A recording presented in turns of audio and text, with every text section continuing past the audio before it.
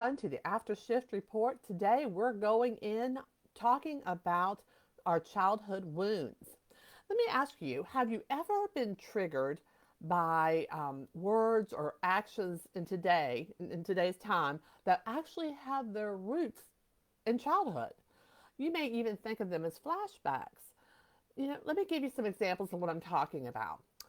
Growing up, were you ever made to feel shame or felt as if it wasn't safe in the house or around certain people, even suffering emotional abuse?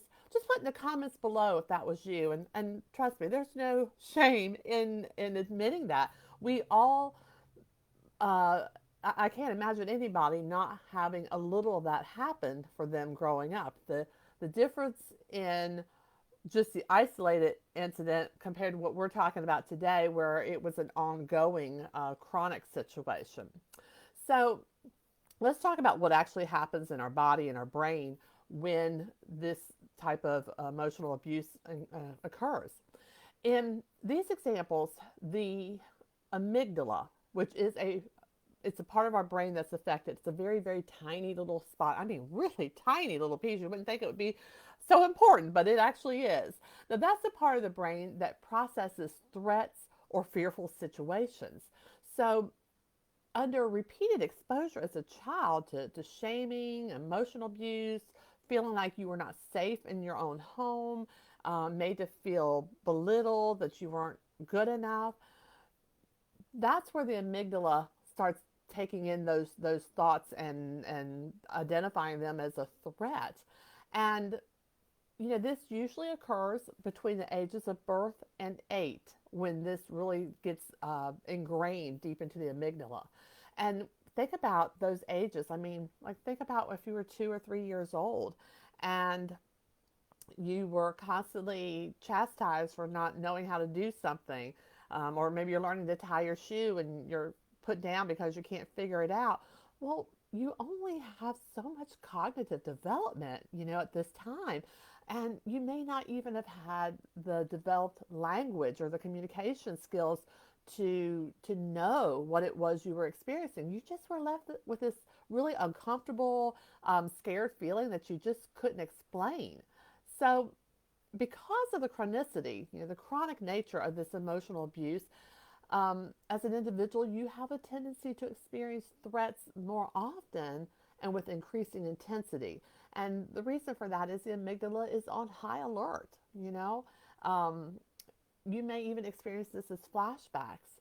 Just to even take it a little step further, when you're experiencing an emotional memory, the autonomic nervous system becomes, like I said, hyperactive. And that's your fight or flight, your freeze, your fawn.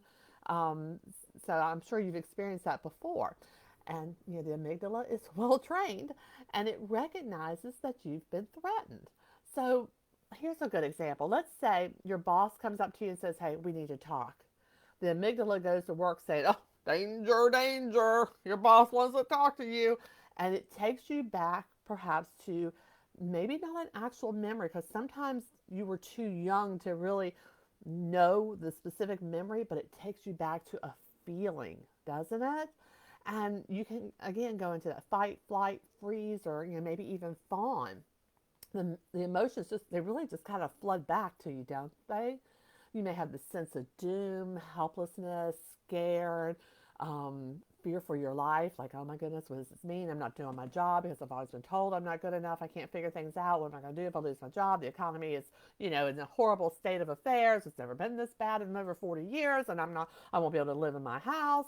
What will I do? And then you just kind of get spiral out of control.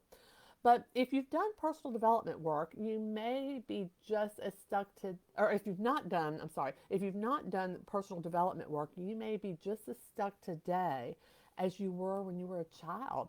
The only difference is now as an adult, you might be able to actually label what it is you're feeling, such as I'm scared, I feel not loved, or whereas as a child, depending on your age, you may not have realized those were the actual thoughts that you were having. You just had the feelings. So, interesting enough, these memories come back at very random times. Like, they um, may not even be something you're thinking about, and they make you feel like you have no control. You may hear in your mind a parent's voice or even your own inner critic reminding you that you're just not good enough, you're not lovable, you're just worthless, you have no value, you never get anything right. And so, without any triggering, those thoughts just may just pop back in your head, and that's really hard. But I want to give you today 5 tips that can really, really be helpful in helping you manage when these moments occur. Now, the first two are very similar, but in the first one, I'm going to tell you when you're experiencing this, own it. I mean, if I'm at a place where I can say it aloud, then I do. I actually will talk it out loud and say, okay, right now I'm feeling this sense of being unloved or that I'm not good enough. And if you've done the personal development work, this is something I actually do when it does pop up for me. And I can remember it's probably been about a year ago. I was driving and this feeling came up, just out of nowhere. And I recognized it and I just said, "Oh, ego, thank you so much for reminding me about this unpleasant memory. But I've already worked through that. So thank you for keeping me safe, but I'm okay. I've got this." And literally it went right out of my mind. It's like I just put it back in a corner. Like, thank you, but no, you go back to your little hole in the wall there. But if you've not done personal development work, you still walk through that process. Just acknowledge what it is you're feeling and that it's just an unpleasant memory. It's not actually happening to me at this moment. I have lots of evidence of things I'm capable of doing every day and see how that works. Now, the second one, like I said, they're very similar, but remind yourself that in the past you were too young to look out for yourself and you really you did what you're supposed to do, and that's count on your adults in your life to protect you. They just weren't doing it. So again, talking to yourself and tell yourself that you're safe now, you're all grown up, you know, that you're not in that same space anymore. The third tip I have for you is talking to your inner child. Now, that may sound a little woo woo if you've never heard that expression. It also goes by other names, mirror work, little girl work, little boy work. Um, but I can tell you it is so effective. And what it is reconnecting with the inner child within you, that wounded inner child. And if you well, let me tell you what to do first. When you want to do this, you'll tell that inner child, connect with them, and say, let them know that you're here now. You're all grown up. You didn't know how to protect this little girl when you were little, but now you're grown up and it's safe. You're here now and you're going to protect her from further harm. Now, if like I said, if you've never done this work, it is very powerful, and it just takes just a little bit of coaching to walk you through that. So if you're interested in knowing more about the inner child work, please just direct message me, and I'm happy to connect and see if we can't walk you through some of that.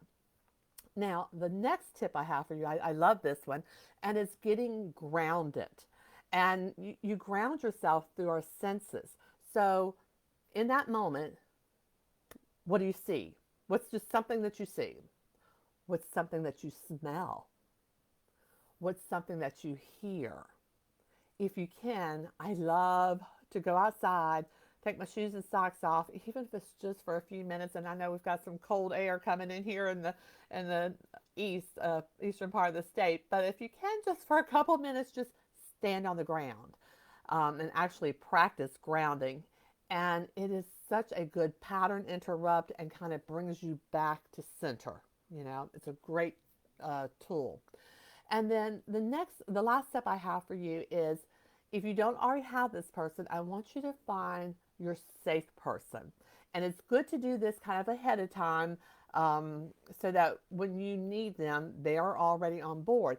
This could be your spouse, a really good friend, a sibling, whoever you feel safe with, okay? And let them know ahead of time that you would like to know that if you reached out to them because sometimes you have these difficult days, and all you're expecting from them is to listen to you. They don't need to fix you. They don't need to do anything. And that takes a burden off of them if they know that ahead of time.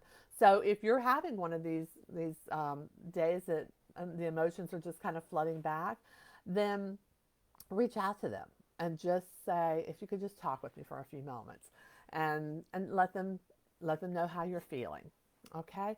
Well, I hope that's been helpful. Um, and always, please, feel free to reach out to me. Just you can call me. My numbers um, on my webpage, and you can certainly direct message me, comment, whatever. So I hope you have a great rest of the week, and I'll talk to you later. Bye for now.